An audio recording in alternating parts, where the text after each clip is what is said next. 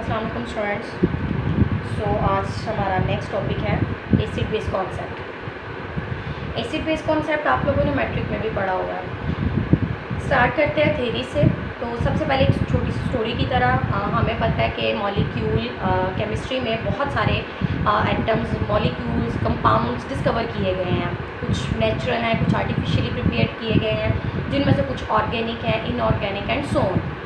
हमारा यहाँ पे क्वेश्चन ये है कि बहुत सारे जो टॉपिक हैं हमारे बहुत सारे जो कंपाउंड्स हैं, अब उनमें से जो कंपाउंड्स हैं उनकी प्रॉपर्टीज़ भी डिफरेंट हैं। अब उन कंपाउंड्स को एसिड, बेस और सॉल्ट, तीसरी कैटेगरी होती है सॉल्ट की, तो एसिड, बेस और सॉल्ट इनको किस तरह से कैटेगराइज किया जाए। हमें कैसे पता चलेगा कौन सा कंपाउंड एसिड है, कौन सा बेस है, कौन सा सॉल्ट है। तो सब जो स्टार्टिंग में पहले जैसे माना जाता था, जो कंपाउंड्स थे उनको किस तरह से कैटेगराइज किया जाता था, लोग इनको कैटेगराइज करते थे उनकी कैरेक्टरिस्टिक प्रॉपर्टीज़ से। फॉर एग्जांपल, अगर मेरे पास एक कंपाउंड है और वो उसका टेस्ट सोर है, ठीक है, अगर कोई कंपाउंड है उसका टेस्ट सोर है, इट्स मीन वो एसिड है। जैसे आपको पता है विनीगर, जिसका टेस्ट सोर है वो एसिड है, ठीक, और जिसका टेस्ट बिटर है वो बेस है। अब मसला ये है, अब हम सभी कंपाउंड्स को टेस्ट करते फिर बहुत सारे जो है वो टॉक्सिक भी होते हैं, हार्मफुल होते हैं। तो ये तो इसकी कैरेक्टरिस्टिक प्रॉपर्टी है कि एसिड का टेस्ट सोर होता है और बेस का टेस्ट बिटर होता है, ठीक। इसके अलावा एक और इसकी प्रॉपर्टी तब मानी जाती थी कि जितने भी एसिड हैं, अगर तो किसी कंपाउंड ने लिटमस सोल्यूशन को, अगर तो उसने ब्लू सोल्यूशन को रेड कर दिया है, इट्स मीन वो कंपाउंड वो एसिड है। अगर किसी ने ब्लू लिटमस को रेड कर दिया है तो इट्स मीन वो एसिड है, और अगर रेड को ब्लू कर दिया है तो इट्स मीन वो बेस है। इसी तरह जो बेसिस होती हैं, जो बेसिस हैं उनको अगर आप टच करो तो उनको जो है ना वो स्लिपरी उनकी सरफेस होती है। जैसे सोप को टच करने से आपको फील आता है, इसी तरह बेसिस को भी टच करने से ऐसा ही एक फील आता है। तो ये इनकी कैरेक्टरिस्टिक प्रॉपर्टीज़ थी जिससे हम इनको कैटेगराइज करते थे बहुत टाइम पहले। लेकिन आहिस्ता आहिस्ता जैसे जैसे एडवांसमेंट आती गई, कंपाउंड्स को क्लासीफाई करने की इस पे भी काम होना शुरू हुआ। अब साइंटिस्ट ने अपनी अपनी थेरीज़ दी कि किसको हम एसिड कह सकते हैं और किसको बेस कह सकते हैं। तो इन थेरीज़ में इनको हम वन बाय वन स्टार्ट करते हैं, जिनमें से हमने 3-4 पढ़नी है, दो को हमने स्किप करना है। तो सबसे पहले हमारे पास जो कॉन्सेप्ट आया था वो था आर्हीनियस का। सबसे पहला कॉन्सेप्ट था हमारे पास आर्हीनियस का। आर्हीनियस ने एसिड और बेस को डिफाइन किया था। अब उसने एसिड और बेस को कैसे डिफाइन किया, उसने अपनी एक डेफिनेशन दी कि एसिड क्या होता है और बेस क्या होता है। अब वो डेफिनेशन ज़रा देखिएगा। आर्हीनियस ने कहा कि अगर आप किसी कंपाउंड को एक्वस सॉल्यूशन में डाल रहे हो, किस में डाल रहे हो, एक्वस सॉल्यूशन, और एक्वस सॉल्यूशन हम मोस्टली किसको लेते हैं, वाटर। अगर आपने किसी भी कंपाउंड को XYZ कुछ भी है, अगर आपने उसको एक्वस सॉल्यूशन में डाला है, मींस वाटर में डाला है, और वाटर में डालने पे अगर वो compound H positive ion produce कर रहा है, अगर वो H पॉजिटिव आयन प्रोड्यूस कर रहा है तो इट्स मीन वो एसिड है। वो चीज़ क्या होगी, वो एसिड होगी। Any substance which produces hydrogen ion, और इसको आपको पता ना हम क्या कहते हैं, प्रोटॉन। तो हाइड्रोजन आयन की बजाय हम इसको क्या कहेंगे, proton. Any substance which produce proton in its aqueous solution, in its aqueous solution, उसको हम क्या कहते हैं, एसिड। अगर आपने किसी कंपाउंड को डाला है वाटर में और वो प्रोटॉन प्रोड्यूस कर रहा है, इट्स मीन वो एसिड है। और अगर आपने किसी सब्सटेंस को वाटर में डाला है और वो प्रोड्यूस कर रहा है हाइड्रोक्सिल आयन, इट्स मीन वो बेस है। Any substance which produce proton, but condition क्या है, एक्वस सॉल्यूशन। अगर एक्वस सॉल्यूशन में प्रोटॉन प्रोड्यूस कर रहा है तो इट्स मीन वो एसिड है। लेकिन अगर वो हाइड्रोक्सल आयन प्रोड्यूस कर रहा है एक्वस सोल्यूशन में, इट्स मीन वो बेस है। क्लियर हो गया? तो वो तमाम कंपाउंड जो वाटर में डिज़ोल्व होने पे, अब मैं यहाँ पे आपको कुछ एग्जांपल लिखवाती हूँ। फॉर एग्जांपल देखिएगा, मैंने HCl को डाला वाटर में, तो HCl ने ये वाला प्रोटॉन लूज कर दिया और ख़ुद क्या बन गया, Cl नेगेटिव। बाकी क्या था, वाटर। वाटर इस H को एक्सेप्ट कर लेता है, तो हम इसको H पॉजिटिव लिखें या H3O पॉजिटिव लिखें, इसका कोई फ़र्क नहीं पड़ता, इनको हम सेम थिंग कंसीडर करते हैं। H3O पॉजिटिव हाइड्रोनियम आयन या प्रोटॉन, ये एक ही चीज़ मानी जाती है। तो HCl ने वाटर में क्या किया, प्रोटॉन प्रोड्यूस किया। It's mean according to Arrhenius HCl क्या है, एक एसिड है।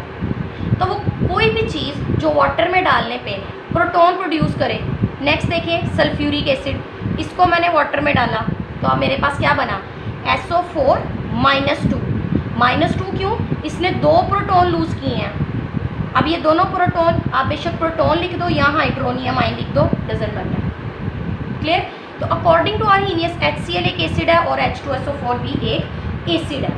इसी तरह जो चीज़ वाटर में डालने पे बेस प्रोड्यूस करे, फॉर एग्जांपल NaOH, मैंने इसको वाटर में डाला, इसने OH दे दिया, Na अलहदा हो गया और OH प्रोड्यूस करवा दिया। तो NaOH ने वाटर में OH प्रोड्यूस किया है, it's mean according to Arrhenius NaOH एक बेस है। इसी तरह KOH भी एक बेस है। तो वो तमाम कंपाउंड जिसमें हाइड्रोजन होगा, वो वाटर में अपना वो हाइड्रोजन लूज करेगा तो वो एसिड होगा। और वो तमाम कंपाउंड जिनमें हाइड्रोक्सल आयन है, वो वाटर में डालते ही अपना हाइड्रोक्सल लिबरेट कर देंगे। इट्स मीन कि वो बेस है। तो आर्हीनियस की वजह से हमने बहुत सारे कंपाउंड्स को क्लासीफाई कर दिया कि कौन सा एसिड है और कौन सा बेस है। लेकिन चूंकि ये काम की शुरुआत थी तो 100% इसका काम कंफर्म नहीं था। अब इसके कुछ ड्रॉबैक्स थे। इसने कहा जो हाइड्रोजन आयन देगा वो एसिड है। अब बहुत से कंपाउंड ऐसे हैं, फॉर एग्जांपल कार्बन डाइऑक्साइड, इसमें तो हाइड्रोजन नहीं है, ना ही इसमें हाइड्रोक्सल है, तो मुझे कैसे पता चलेगा ये एसिड है या ये बेस है। NH3 ना, इसमें हाइड्रोजन एक तो नहीं ना दे सकता ये, और हमें पता है ये हाइड्रोजन देता नहीं है, इसके पास एक लोन पेयर होता है और ये एक्सेप्ट करता है, लेकिन ये अभी आगे की बात है। बट अकॉर्डिंग टू आर्हीनियस हम नहीं बता सकते ये एसिड है या बेस है। तो आर्हीनियस का 2 ड्रॉबैक थे।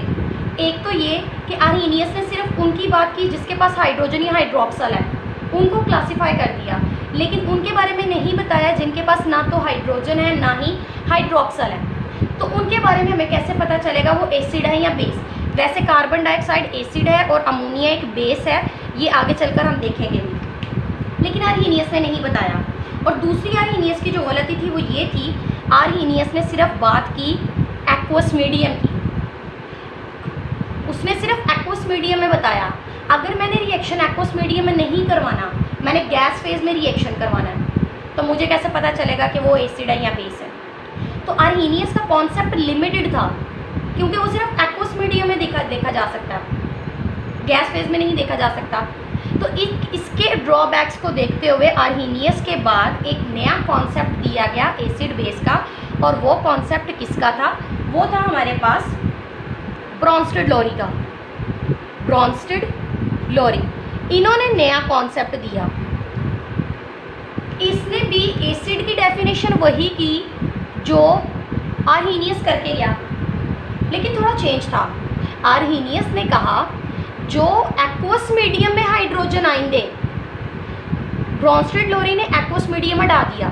उसने कहा ऐसा हर वो कंपाउंड, उसने कहा हर वो कंपाउंड जो वाटर की बात नहीं की, हर वो कंपाउंड जो अपना प्रोटॉन डोनेट कर सके, जो अपना प्रोटॉन डोनेट कर सके, ठीक है, प्रोटॉन डोनेट कर सके, उसको हम कहते हैं एसिड। आर्हीनियस ने इसी बात को कहा था कि जो प्रोटॉन प्रोड्यूस करे बट एक्वस मीडियम में, लेकिन ब्रॉन्स्टेड लोरी ने कहा जो प्रोटॉन डोनेट करे, इसने एक्वस मीडियम की भी बात नहीं की, इसने कहा जो भी अपना प्रोटॉन डोनेट कर सके। इसका मतलब एसिड की जो डेफिनेशन थी वो ब्रॉन्स्टेड के मुताबिक और आर्हेनियस के मुताबिक एक जैसी थी कि वो तमाम कंपाउंड जिनमें प्रोटॉन है वो एसिड है। लेकिन बेस पे आके यहाँ पे बात चेंज हो गई। इसने कहा कि जो बेस है, अगर कोई चीज़ प्रोटॉन को एक्सेप्ट कर लेती है, जो प्रोटॉन को एक्सेप्ट कर ले वो बेस है। अब उसने आर्हेनियस ने कहा था बेस वो है जो हाइड्रोक्सल दे, वो बेस है। लेकिन ब्रॉन्स्टेड ने कहा जो प्रोटॉन एक्सेप्ट करे। यहाँ पे आके आर्हेनियस का और ब्रॉन्स्टेड का चेंज हो गया कॉन्सेप्ट। तो जो चीज़ प्रोटॉन को एक्सेप्ट करे, फॉर एग्जांपल मैं यहाँ पे एक एग्जांपल लिखती हूँ, एक रिएक्शन लिखती हूँ। मेरे पास है HCl और एक है अमोनिया। हमें पता है अमोनिया के पास एक लोन पेयर होता है, ठीक है।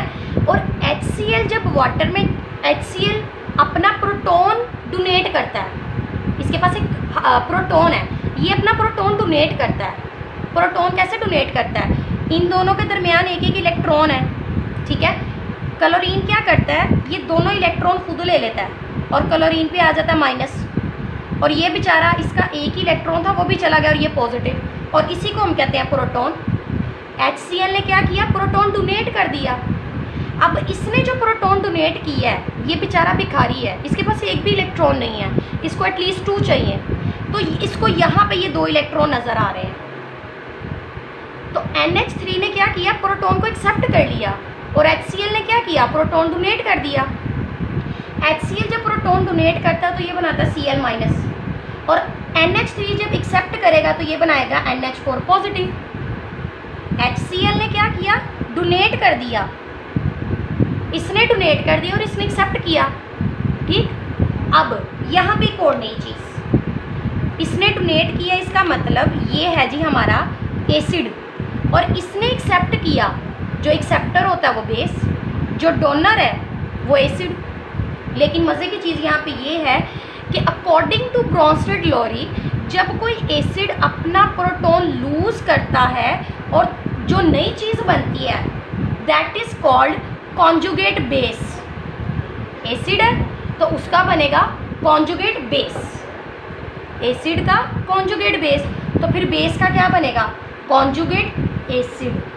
तो ब्रॉन्स्टेड लॉरी ने ये कहा कि जब एसिड बेस मिलते हैं तो ये कॉन्जुगेट एसिड बेस पेयर बनाते हैं। एसिड का कॉन्जुगेट बेस बनता है और बेस का कॉन्जुगेट एसिड बनता है। एसिड क्या है, जो प्रोटॉन डोनेट करे। बेस क्या है, जो प्रोटॉन एक्सेप्ट करे। कॉन्जुगेट बेस क्या होती है, ऐसी स्पीशी जो प्रोटॉन लूज करने के बाद बनी है। एसिड जो प्रोटॉन डोनेट करे, डोनेट करने के बाद जो चीज़ बनी है that is called conjugate base. तो any species which is formed by losing proton, और जो एक्सेप्ट करने के बाद बने that is called conjugate acid. Clear हो गया यहाँ तक? तो ब्रॉन्स्टेड लॉरी का जो कॉन्सेप्ट था, आर्हेनियस और ब्रॉन्स्टेड के मुताबिक एसिड सेम चीज़ें हैं, लेकिन बेस यहाँ पे थोड़ी इलेबोरेट हो गई। उसने बेस वो कहा था जिसमें OH है, इसने OH पे लिमिटेड नहीं कहा। अब इसकी वजह से बहुत सारे ऐसे कंपाउंड जिनमें OH नहीं है, लेकिन हम उनको बेस बता सकते हैं कि वो बेस है या नहीं है। क्लियर हो गया? अब यहाँ पे एक चीज़ देखनी है, एक चीज़ याद रखिएगा, अगर आपका एसिड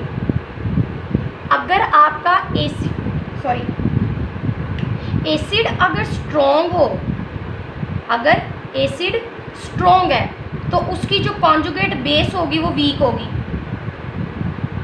अगर एसिड वीक है तो कॉन्जुगेट एसिड स्ट्रॉन्ग होगा। सेम केस बेस पे भी अप्लाई होगा।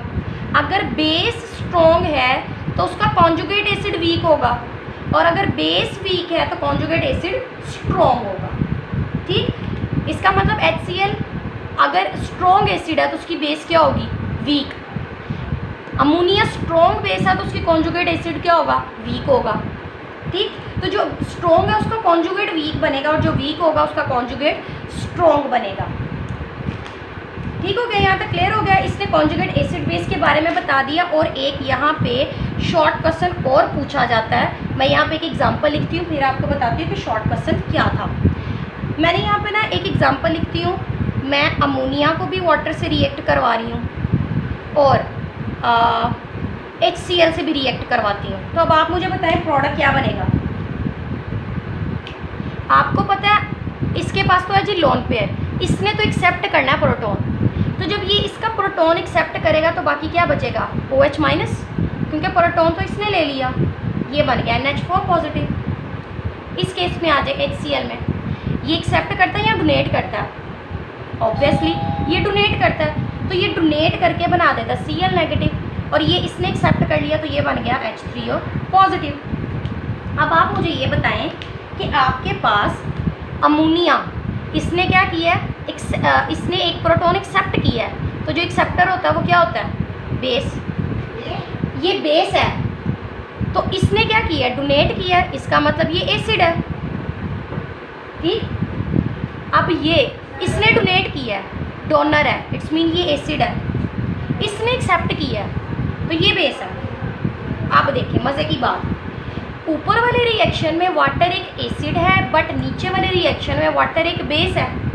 ये क्या बात हुई, तो यहाँ पे थ्योरी नहीं गलत हुई, यहाँ पे मसला ये हुआ है कि ऐसे कंपाउंड जो एसिड से मिलके बेस हो जाएं और बेस से मिलके एसिड हो जाएं, ऐसे कंपाउंड्स को हम कहते हैं एम्फोटेरिक। जो एसिड के साथ मिलके बेस की तरह रिएक्ट करें और बेस के साथ मिलके एसिड की तरह रिएक्ट करें, ऐसे कंपाउंड्स को हम बोलते हैं एम्फोटेरिक कंपाउंड्स। तो इट्स मीन वाटर एक एम्फोटेरिक है जिसमें एसिडिक और बेसिक दोनों नेचर्स हैं। ये एक एम्फोटेरिक कंपाउंड है, एसिड से भी रिएक्ट कर सकता है और बेस से भी रिएक्ट कर सकता है। क्लियर यहाँ तक बच्चों। उसके बाद यहाँ पे ब्रॉन्स्टेड-लोरी ने ना एसिड्स और बेसिस की क्लासेस बना दी थी। वो कैसे, अब देखो यहाँ पे मेरे पास एक एसिड है HCl, एक एसिड है H2SO4, ठीक, H3PO4, ये सभी अपने प्रोटॉन लूज कर सकते हैं। तो जो एक प्रोटॉन डोनेट करे, मोनोप्रोटिक,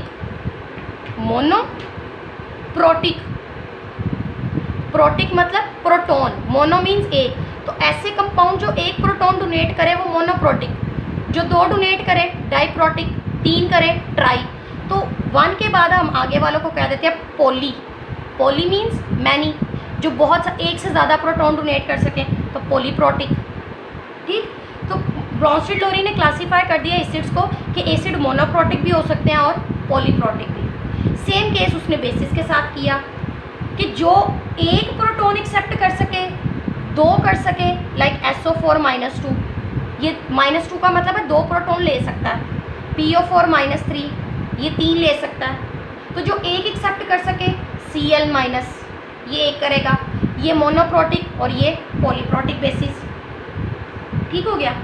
अब अगरचे ब्रॉन्स्टेड-लोरी का कॉन्सेप्ट आर्हीनियस से बहुत अच्छा था, लेकिन ये भी इसमें भी लिमिटेड था, इसने भी सबको क्लासीफाई नहीं किया। एसिड इसका भी सेम हो गया बट बेस डिफरेंट होगी। तो इसके बाद एक जर्नल कॉन्सेप्ट आया जिसने एसिड और बेस को बहुत अच्छे से जो है ना वो क्लासीफाई किया, और वो कॉन्सेप्ट था लिविस का, लिविस कॉन्सेप्ट। लिविस ने कहा छोड़ो किन चक्करों में पड़े हो, प्रोटॉन की जान छोड़ दो। आपने एसिड बेस बताना है तो प्रोटॉन को छोड़ दो, वैसे एसिड बेस बता दो। अब वैसे कैसे बताएं, उसने नई चीज़ यूज़ की, उसने कहा जी एसिड बेस को बताओ in terms of electron pair. Electron pair, Bronsted Lowry की बेस वही थी ना जो प्रोटॉन एक्सेप्ट करे, और प्रोटॉन वो एक्सेप्ट करेगा जिसके पास एक्स्ट्रा इलेक्ट्रॉन होंगे, मतलब इलेक्ट्रॉन पेयर्स होंगे। तो उसने कहा प्रोटॉन की जान छोड़ो, इलेक्ट्रॉन पेयर्स की तरफ आओ। उसने कहा वो तमाम कंपाउंड्स जो कि आपके पास प्रोटॉन को एक्सेप्ट कर सकते हैं, सॉरी प्रोटॉन नहीं, इलेक्ट्रॉन पेयर, जो इलेक्ट्रॉन पेयर को एक्सेप्ट करें वो एसिड है, और जो अपना इलेक्ट्रॉन पेयर डोनेट करें, जैसे ब्रॉन्स्टेड-लोरी का एक लोन पेयर था वो डोनेट कर रहा है, लेकिन वहाँ पे हमने इन टर्म्स कहा था कि प्रोटॉन एक्सेप्ट कर रहा है। कान इधर से पकड़ो या इधर से पकड़ो, ये लोन पेयर है अमोनिया का, ये इसके पास जाए या ये इसके पास जाए, बात तो एक है ना, प्रोटॉन आए या इलेक्ट्रॉन जाए, बात तो एक है। ब्रॉन्स्टेड ने कहा प्रोटॉन एक्सेप्ट करेगा, वही बात लिविस कह रहा है कि जी ये इलेक्ट्रॉन डोनेट करेगा। तो आर्हीनियस और ब्रॉन्स्टेड का एसिड सेम था, ब्रॉन्स्टेड की लिविस की बेस सेम हो गई, बस कान इसने इधर से पकड़ा, इसने इधर से पकड़ा। ब्रॉन्स्टेड ने कहा जो प्रोटॉन एक्सेप्ट करे, लिविस ने यही बात कह दी जो अपना पेयर को डोनेट कर दे। समझ आ गई? अच्छा अब ये देखो थोड़ा सा, जो अपना इलेक्ट्रॉन पेयर डोनेट करे वो बेस, और जो एक्सेप्ट करे वो एसिड। अब एक्सेप्ट वो करेगा जिसके पास इलेक्ट्रॉन कम होंगे, मसलन H पॉजिटिव है, इसके पास इलेक्ट्रॉन नहीं है, तो इसके पास कोई ऐसी स्पीशी आ जाए जिसके पास लोन पेयर है, तो ये क्या करेगा, बड़े आराम से इसको डोनेट कर देगा। इसने डोनेट किया ना, तो ये बेस है, इसने एक्सेप्ट किया है, ये एसिड है। Simple is that. Electron pair की टर्म्स में एसिड बेस बताना बहुत आसान है जी, कि आपके पास जो डोनर होगा वो बेस है, जो डोनर है वो क्या है, बेस, और जो एक्सेप्टर है वो आपका एसिड है। क्लियर होगी ये बात? तो सिंपल, ऐसी कोई भी स्पीशी जिसके पास इलेक्ट्रॉन कम है वो एसिड है। फॉर एग्जांपल मैं यहाँ पे एक एग्जांपल लिखती हूँ, NH3 है ना, देखो नाइट्रोजन के पास एक लोन पेयर है, हम सबको पता है। क्यों? क्योंकि नाइट्रोजन के आखिरी शेल में होते हैं 5 इलेक्ट्रॉन, 1 2 3 4 5। अब अपने ये वाले 3 इलेक्ट्रॉन ये शेयर कर लेता है हाइड्रोजन से। अब देखो इसके 8 पूरे हो गए, 1 2 3 4 5 6 7 8, इसका ऑक्टेट पूरा। बट ये वाले electron as a lone pair उसके पास मौजूद है, ये एज अ लोन पेयर इसके पास मौजूद है। अब इसके पास अगर एक ऐसी स्पीशी आ जाए, एक ऐसी स्पीशी जिसके पास लोन पेयर नहीं है या इलेक्ट्रॉन कम है, मसलन मैं यहाँ पे कंपाउंड लिखती हूँ BF3, बोरॉन के पास टोटल 5 इलेक्ट्रॉन है, 2 तो आ गए पहले शेल में, बाकी बचे 3, तो ये देखो ये 3 आ गए उसके आखिरी शेल में। अब ये 3 इलेक्ट्रॉन उसने शेयर किए फ्लोरीन के साथ, बट इसका ऑक्टेट नहीं पूरा हुआ। देखो 1 2 3 4 5 6, ऑक्टेट नहीं पूरा। इसका ऑक्टेट पूरा है, इसका ऑक्टेट नहीं पूरा। इसके पास ये इलेक्ट्रॉन एक्स्ट्रा पड़े हैं और इसको चाहिए, इसके पास कम है, इसके पास ज़्यादा है, तो ये क्या करेगा, ये अपने लोन पेयर इसको डोनेट कर देगा। ये डोनर है, इट्स मीन ये बेस है, ये एक्सेप्टर है, इट्स मीन ये एसिड है। तो डोनर ने एक्सेप्टर को दिए, तो इनके दरमियान एक बॉन्ड बना, that is called coordinate covalent bond, जो हम मैट्रिक में पढ़ चुके हैं। तो ये है जी लिविस का कॉन्सेप्ट, और लिविस का कॉन्सेप्ट आर्हीनियस और ब्रॉन्स्टेड लोरी की निस्बत बहुत बेटर है, क्योंकि इसने एसिड और बेस को कम्प्लीटली क्लासीफाई कर दिया कि वो तमाम कंपाउंड जो इलेक्ट्रॉन एक्सेप्टर हैं वो एसिड हैं, और जो इलेक्ट्रॉन डोनर हैं वो बेसिस हैं। तो मैं यहाँ पे पॉइंट्स लिखती हूँ, कौन कौन लिविस का एसिड है और कौन कौन लिविस की बेस है। एसिड कौन होते हैं, जो एक्सेप्ट करते हैं, और एक्सेप्ट कौन करेगा, जिसके पास कमी है। तो कमी किसके पास है, जितने भी कैटाइंस हैं, cation means positive ion, H positive, Na positive, K positive, जितने भी कैटाइंस हैं वो तमाम क्या है, एसिड्स हैं। ठीक। नंबर 2, जिनका ऑक्टेट नहीं पूरा होता, जिनका ऑक्टेट इनकम्प्लीट है, ठीक है, तो जितने भी जिनके इनकम्प्लीट ऑर्बिट ऑक्टेट हैं वो भी सारे क्या होंगे, एज अ लिविस एसिड काम करते हैं। ऑल कैटाइंस लिविस एसिड होते हैं, जितने भी कंपाउंड्स का ऑक्टेट इनकम्प्लीट है वो भी लिविस एसिड है। इसका ऑपोजिट कर लो, बेस क्या होती है, जो डोनर है, और डोनेट कौन करेगा, जिसके पास ज़्यादा होंगे। तो जितने भी एनाइन है, एनाइन मतलब जिनके पास नेगेटिव चार्ज है, Cl minus, SO4 minus 2 and so on, जितने भी एनाइन हैं वो लिविस की बेसिस हैं। अब इनकम्प्लीट ऑक्टेट है तो एसिड है, तो जिनके पास एक्सेस में है, एक्सेस किनके पास होते हैं, जिनके पास लोन पेयर्स हैं। फॉर एग्जांपल अमोनिया, उसके पास लोन पेयर है।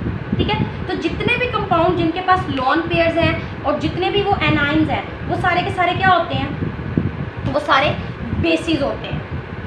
क्लियर हो गया बच्चों?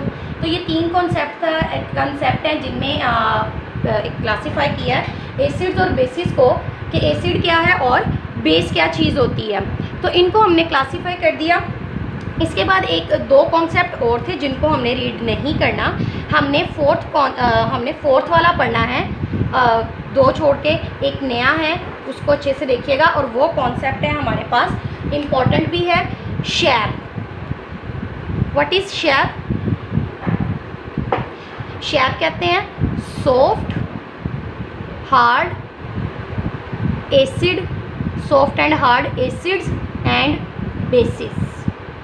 ठीक, अब इसको क्लासीफाई कर दिया गया soft and hard acid and bases में। तो अब ये क्या चीज़ होती है, एसिड और बेसिस क्या चीज़ें होती हैं? एक चीज़ मैं आपको यहाँ पे क्लियर कर दूँ बच्चों, मैंने क्योंकि आपको पता है कि आपके पास टाइम कम है और हम लोगों ने चूँकि सिलेबस को कंप्लीट करना है, तो मैं आपको मेन चीज़ें करवाऊँगी जो इनसे रिलेटेड होंगी, वो आपने खुद करना, क्योंकि ये चीज़ें आप पढ़ भी चुके हो। आर्हीनियस के होते हैं, लॉरी ब्रॉन्स्टेड की ज़रूरत क्यों पड़ी मैं बता भी चुकी हूँ, खुद भी रीड कीजिएगा। लिविस ब्रॉन्स्टेड के होते हैं, लिविस की ज़रूरत क्यों पड़ी वो भी देखना आपने, मैंने भी बता दिया। अब लिविस के बाद शेप की ज़रूरत क्यों पड़ी वो मैं आपको बता देती हूँ। लिविस ने हमें ये नहीं बताया कौन सा एसिड स्ट्रॉन्ग है और कौन सा वीक है, कौन सी बेस स्ट्रॉन्ग है और कौन सी वीक है। मीन्स एसिड की स्ट्रेंथ नहीं बताई, एसिड्स और बेसिस की स्ट्रेंथ नहीं बताई, ना ही उसने कॉम्प्लेक्स की स्टेबिलिटी बताई। अब कॉम्प्लेक्स क्या चीज़ होती है, आपने पढ़ा होगा, जैसे कोऑर्डिनेट कोवलेंट बॉन्ड बनते हैं तो उसमें बनते हैं जी कॉम्प्लेक्स कंपाउंड बनते हैं, वैसे ये कोऑर्डिनेशन केमिस्ट्री में आता है जो आपने नहीं पढ़े। लेकिन जो कॉम्प्लिकेटेड मॉलिक्यूल्स बनते हैं, कॉम्प्लेक्स बनते हैं, उनकी स्टेबिलिटी के बारे में भी लिविस ने नहीं बताया था। तो उन चीज़ों को एक्सप्लेन करने के लिए एलेबोरेट किया किसने, शैब ने। अब ये शैब है soft and hard acid and bases. इसने एसिड और बेसिस को किस तरह से क्लासीफाई किया वो देखें। उसने कहा बेसिस या तो हार्ड होती हैं, हार्ड बेस, सॉफ्ट बेस। इसी तरह हार्ड एसिड और सॉफ्ट एसिड होगा। अब हार्ड बेस क्या होती है, किनको हम कंसीडर करते हैं जी कि ये हार्ड बेसिस होंगे?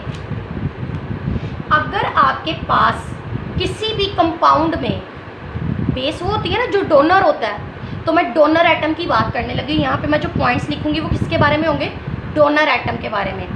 ऐसा कंपाउंड जिसमें डोनर एटम उसकी पोलराइजेबिलिटी लो हो, पोलराइजेबिलिटी उसकी क्या हो, लो हो, लो पोलराइजेबिलिटी। एफएससी में पढ़ा हुआ ना, लंदन फोर्सेस में polarizability top to bottom low polarizability increase करती है, ठीक है ना। तो जितना लो पोलराइज होगा, जितनी उसकी पोलराइजेबिलिटी लो होगी, हार्ड बेस होगा।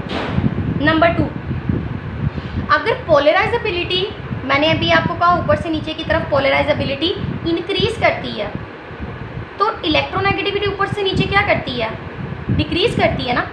तो लो पोलराइजेबिलिटी वाले ऊपर होंगे और ऊपर वालों की इलेक्ट्रोनेगेटिविटी क्या होती है, हाई, हाई इलेक्ट्रोनेगेटिविटी। लो पोलराइजेबिलिटी, हाई इलेक्ट्रोनेगेटिविटी और नॉट इजीली ऑक्सीडाइज्ड।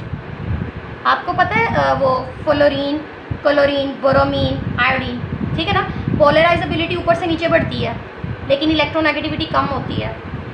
तो लो पोलराइजेबिलिटी, तो लो पोलराइजेबिलिटी तो फ्लोरीन की है और इलेक्ट्रोनेगेटिविटी भी किसकी क्या है, हाई है। नॉट इजीली ऑक्सीडाइज, और हमें पता है ये तो वैसे भी रिड्यूस होते हैं, ऑक्सीडाइज तो नहीं होते। तो नॉट इजीली ऑक्सीडाइज, ये 3 प्रॉपर्टीज जिस डोनर एटम में होंगी वो बेसिस हार्ड होती है। ऐसी बेस जिसमें डोनर एटम लो पोलराइजेबिलिटी का हो, हाई इलेक्ट्रोनेगेटिविटी का हो और इजीली ऑक्सीडाइज ना होता हो, उन तमाम को हम क्या कहते हैं, हार्ड बेसिस। फॉर एग्जांपल मैं यहाँ पे लिखती हूँ, एक तो मैंने आपको बता दिया फ्लोरीन, इसी तरह क्लोरीन, हाइड्रोक्सल, ठीक है। डोनर एटम, ये जो नेगेटिव है ना, ये ऑक्सीजन पे होता है, एच पे नहीं होता, ठीक है। तो डोनर एटम इसमें ऑक्सीजन है। तो इसी का अगर आप रिवर्स कर लो तो आपके पास वो सॉफ्ट बेस बन जाएगी। कैसे, ये लो पोलराइजेबिलिटी का है तो ये हाई पोलराइजेबिलिटी का हो जाएगा। ये हाई इलेक्ट्रोनेगेटिविटी है तो ये लो इलेक्ट्रोनेगेटिविटी हो जाएगी। ये नॉट इजीली ऑक्सीडाइज्ड, तो ये इजीली ऑक्सीडाइज हो जाएगा।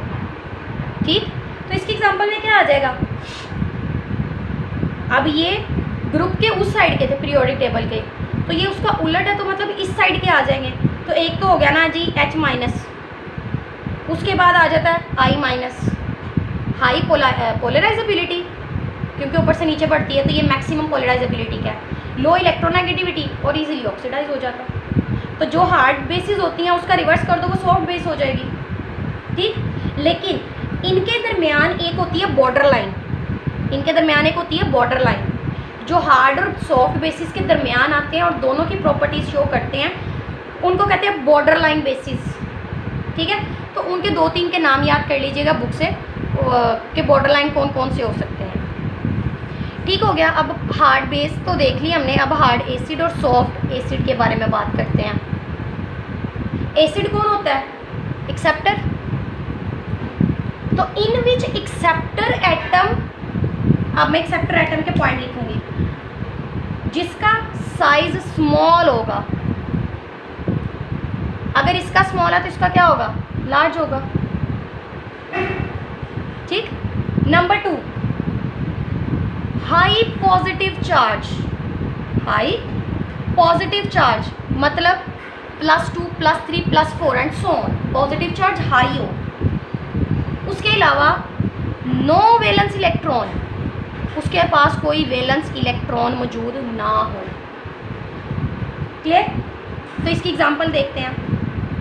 मसलन स्मॉल साइज तो मतलब ग्रुप में ऊपर ऊपर वाले, जैसे कि lithium, lithium +1, calcium +2 charge high हो गया है, एल्यूमिनियम पे +3, तो ये सारे क्या है, हार्ड एसिड, जिनका साइज स्मॉल है, हाई पॉजिटिव चार्ज है और कोई वैलेंस इलेक्ट्रॉन नहीं है।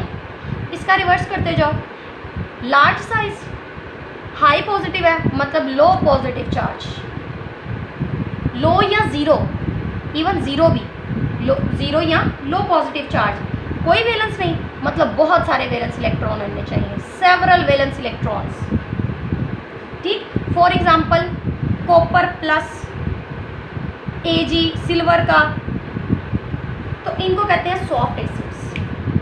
ठीक, इसी तरह इनके दरमियान में भी एक बॉर्डर लाइन होती है, जो सॉफ्ट और एसिड, सॉफ्ट भी और हार्ड भी होते हैं, उनको कहते हैं बॉर्डर लाइन एसिड्स। क्लियर हो गया, यहाँ तक बच्चों हमने एसिड और बेसिस की थ्योरीज कंप्लीट कर ली हैं। हमने एसिड और बेसिस को टोटली जो है ना वो क्लासीफाई कर लिया है। नेक्स्ट क्लास में हम लोगों ने देखना है एसिड और बेस की स्ट्रेंथ को हम किस तरह से देख सकते हैं, उनकी स्ट्रेंथ देखेंगे, pH pOH देखेंगे, pKa pKb देखेंगे, उनकी किस तरह से आप कैलकुलेट कर सकते हो, वो पूरा एक स्केल देखेंगे नेक्स्ट टॉपिक, और वो भी आप उसको भी आपने मैट्रिक में काफ़ी हद तक पढ़ा हुआ है, हम उसको थोड़ा डिटेल में करेंगे। नेक्स्ट क्लास में इंशाल्लाह मुलाकात होगी, और किसी को कुछ समझ नहीं आया तो वो मुझसे पर्सनली मैसेज करके पूछ सकता है। अल्लाह हाफ़िज़ बच्चों।